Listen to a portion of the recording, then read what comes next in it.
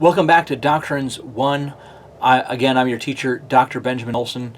And in today's video, as we continue our study of bibliology and the English translations, we're going to be looking specifically at the King James or Authorized Version, the original coming in 1611 and still being printed in continuous publication today. So to begin with, we're going to look at the history of the King James Version. In 1604, King James I of England, having come after Elizabeth I, after her death, she had no children, and so England essentially borrowed Scotland's king, King James the Sixth of Scotland, who became King James I of England. Summoned a meeting of the representatives from diverse religious groups to discuss the issue of religious toleration, predominantly the Calvinists, the Congregationalists, the Separatists, the Puritans, mostly Christian denominations at that time. At this meeting, known as the Hampton Court Conference, Dr. John Reynolds of Oxford University discussed the desirability of having an authorized version of the English Bible that would be acceptable to all parties within the Church of England. James agreed with Reynolds and called for a version that could be used for both public and private use. According to James, the scholars involved with the new version were to use the Bishop's Bible as the basic version, as long as it adhered to the original Greek and Hebrew. They were to consult the other translations by Tyndale, by Thomas Matthew, by Coverdale, the Great Bible, and even the Geneva Bible. Unlike previous versions, there were to be no notes of comment, except that was essential for translating the text. By 1607, the translation formally began. 54 men skilled in Greek and Hebrew were selected and divided into 6 working companies: 2 at Westminster, 2 at Oxford, 2 at and 2 at Cambridge. Each group was given detailed instructions and was assigned selected books to be translated. The work of each group was to be examined by the other companies. Thus, this translation was to be the work of the revisers as a whole, not the work of just one person or one group. The work continued for 2 years and 9 months. By 1611, the first copies of the new version were being printed. It was dedicated to the king, and on its title pages were the words, "Appointed to be read in the churches." In 1613, a new edition was issued with more than 400 variations from the original printing. So already it was being changed, it was being edited. Numerous other changes have taken place in the centuries that followed. The King James, the original 1611 King James, immediately replaced the Bishop's Bible as the official church Bible of the Church of England, and but still received stiff competition from the popular Geneva Bible. Within a few decades, though, the King James established itself as the standard for English-speaking people all around the world. Again, one of the things I want to be careful of here is I keep calling it the King James Version because that's the popular name of it today. However, understand that in England it is not referred to as the King James Bible, but rather the Authorized Version, because it is still today authorized by the head of the Church of England, which is currently Queen Elizabeth II of England, and is soon to be, upon the death of Elizabeth II, if you're watching this video in a later year, Charles of England, if he hasn't changed his name to a regnant name. Reasons for success of the King James Version: first of all, it used the Greek and the Hebrew, making great strides from the time of Tyndale's translation, instead of using the Latin as many of the others did, like the Bishop's Bible. The King James Version was made at a time when literary scholarship was flourishing in England. Notice the 3 scholarly academic settings for the translators. The King James translators were able to learn from other translations before the King James. So they were able to look at the Coverdale version, the Tyndale, the Wycliffe. The King James was not the work of one person, but of many in a company with translation checks from other groups, which again has now become the standard for translation. There were several revisions that were made to the King James. The King James has been through many editions and has been modernized since 1611. One of the questions about King James only, if you state you're a King James only person, you would have to tell me which version of the King James version that you are a King James only versionist, because there have been many many revisions of the King James since 1611. The very first being in 1613, only 2 years after its original publication, where more than 400 variations from the original printing were made. Other revisions took place in 1615, 1629, 1638, and 1762. The reason for these revisions was because the Church of England, because it was under the King of England, was following Deuteronomy 18, where God, through the prophet Moses, commanded that the King of Israel would have a new translation, a new copy of the law made at his coronation. And so the King of England was to make a new translation of the King James. This ended in 1762 with King George III, the same King George that America fought in the Revolution. The Declaration of Independence was addressed to King George III.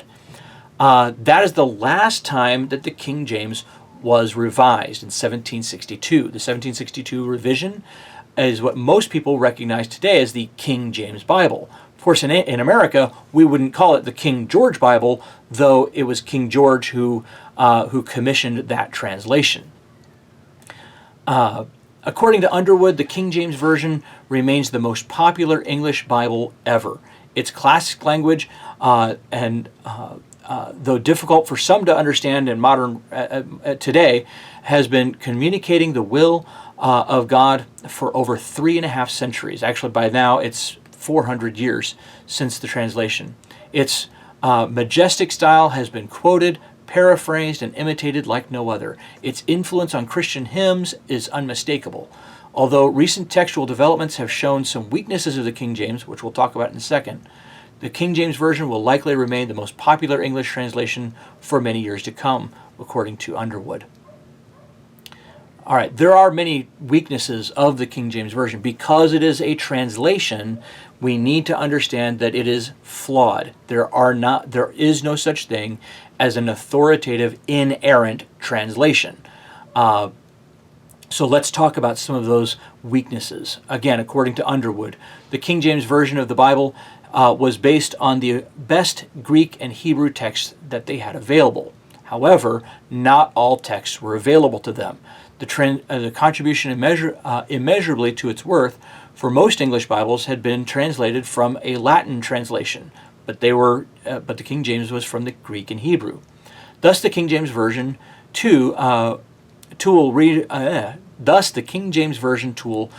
English readers of rephrase that. Thus, the King James Version took English readers a full step closer to the original Greek and Hebrew. But that's been 400 years ago. Archaeology has contributed much to the biblical studies since that time. Obviously, the discovery of the Dead Sea Scrolls, the discovery of the Alexandrian texts of Vaticanus and Sinaiticus since then. All right, so let's talk about a few of those weaknesses. When discussing the weaknesses of the King James Version, a word of caution is necessary. The differences between the King James Version and more recent versions are very minor. The King James Version is an excellent version that clearly reveals the will and purpose of God. So we understand that there's nothing inherently evil about the King James. It is a good translation. It is a translation that God has used for over 400 years to reveal himself to the English-speaking world. So understand, we're not talking about deriding the King James. All right, but there are weaknesses. Let's talk about them. The King James is founded in an inferior textual basis because of its use of the Textus Receptus.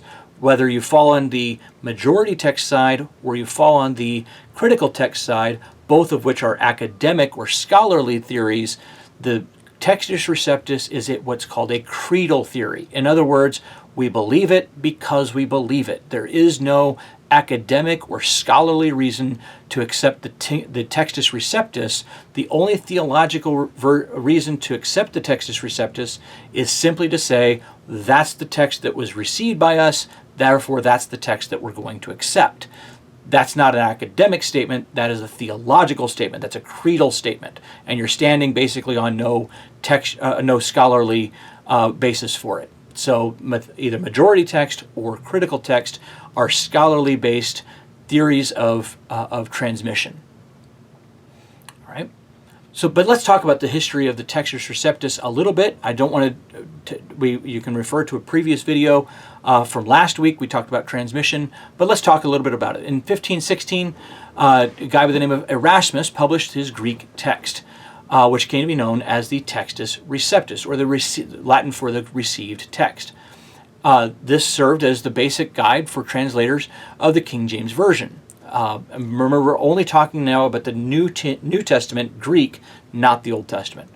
Being an excellent scholar, Erasmus printed a fine text, but he was only able to gather half a dozen Greek manuscripts for his initial work. Plus, the Greek manuscripts used in the Textus Receptus were from the Byzantine text type, but it was not complete. All right, so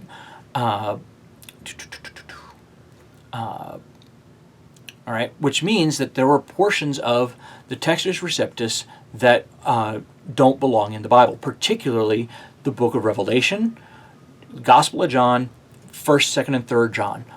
Most of the later books of the New Testament. In fact, the Textus Receptus, Erasmus did not have a Greek text available to him for the book of Revelation. Instead, what he did was he took the Latin Vulgate and back translated it into Greek in order to have the book of Revelation for his text, which means that's the received text.